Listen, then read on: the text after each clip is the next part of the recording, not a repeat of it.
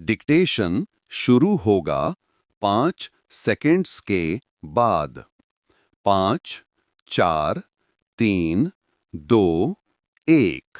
भारत की घरेलू खपत विकास दर को आगे बढ़ाते हुए देश की आर्थिक ताकत बन गई है।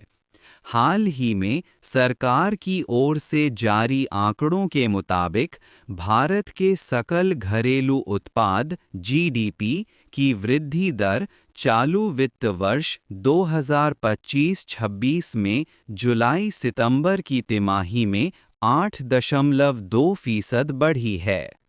पिछले वित्त वर्ष की समान तिमाही में यह 5.6% थी। खास बात यह है कि भारतीय अर्थव्यवस्था ने विकास दर के मामले में दुनिया की सभी प्रमुख अर्थव्यवस्थाओं को पीछे छोड़ दिया है। यह संभावना दिखाई दे रही है कि इस वित्तीय वर्ष में जीडीपी की वृद्धि दर अनुमान से अधिक 7.5% के स्तर पर दिखाई देगी। प्रधानमंत्री ने कहा कि भारत की 8.2% की विकास दर वृद्धि समर्थक नीतियों और सुधारों के प्रभाव को बताती है। वहीं वित्त मंत्री निर्मला सीतारमण ने कहा कि कारोबारी सुगमता और उत्पादकता बढ़ाने जैसे कदमों से जीडीपी बढ़ी है। इन दिनों भारत की अर्थव्यवस्था पर प्रकाशित हो रही विभिन्न राष्ट्रीय और अंतर्राष्ट्रीय आर्थिक एवं वित्तीय संगठनों की रिपोर्टों में कहा जा रहा है कि भारत में महंगाई घटने और वस्तु एवं सेवा कर (जीएसटी) दर में कटौती से उपभोग और घरेलू खपत में जोरदार इजाफा होने से विकास दर बढ़ी है।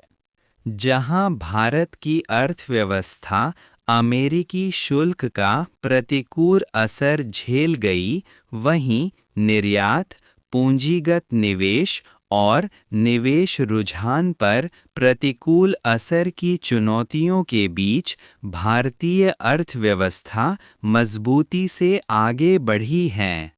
साथ ही यह वैश्विक अनिश्चितताओं से पैदा हो रही चुनौतियों से निपटने की स्थिति में है। गौरतलब है कि इस बार दिवाली पर बाजार में बिक्री रिकॉर्ड ऊंचाई पर रही है।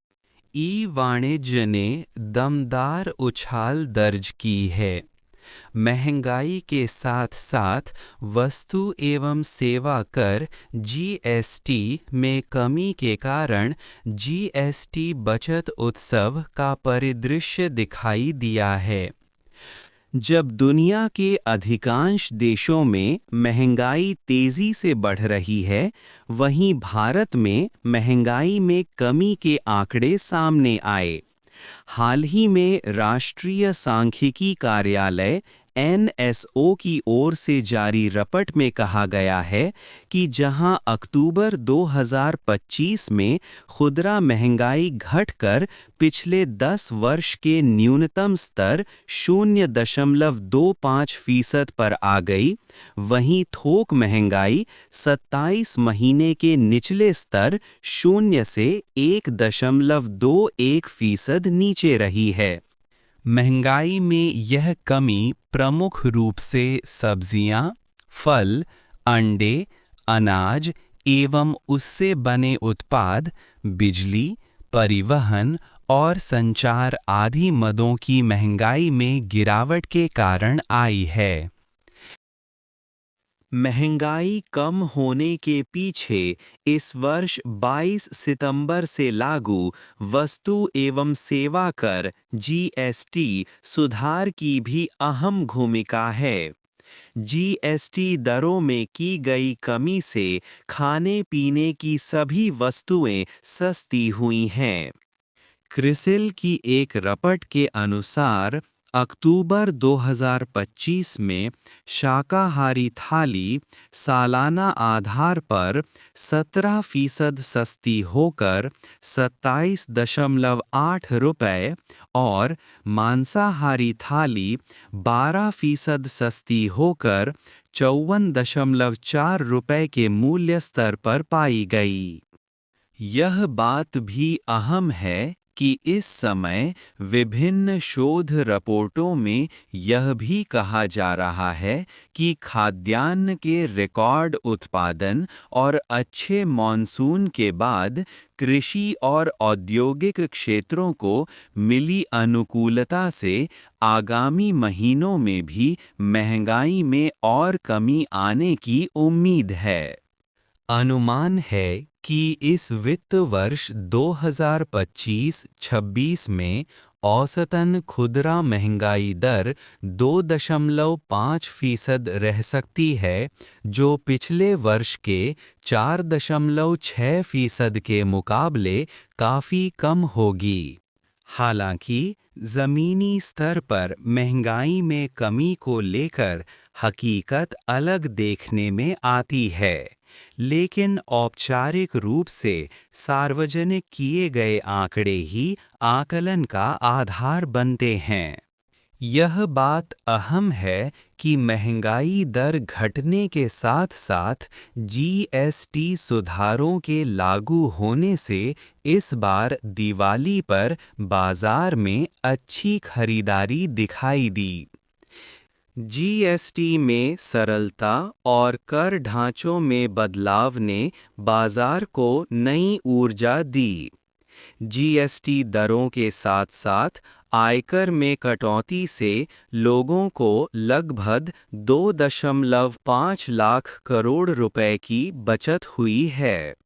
Federation of India traders CAIT के मुताबिक, जहां वर्ष 2023 में त्योहारी बाजार में 3.75 लाख करोड़ रुपए और वर्ष 2024 में 4.25 लाख करोड़ रुपए की खरीदारी हुई थी, वहीं इस बार त्योहारी सीजन के तहत खरीदारी 5 लाख करोड़ रुपए के अभूतपूर्व स्तर पर पहुंच गई।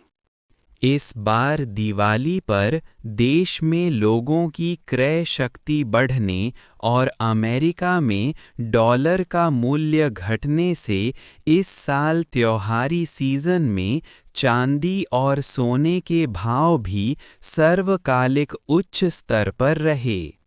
वहीं इस समय औद्योगिक उत्पादन बढ़ रहा है और विनिर्माण क्षेत्र से लेकर सेवा क्षेत्र तक मांग का बढ़ता हुआ नया अध्याय दिखाई दे रहा है। मांग और उत्पादन बढ़ने से रोजगार के अवसरों में भी वृद्धि हो रही है।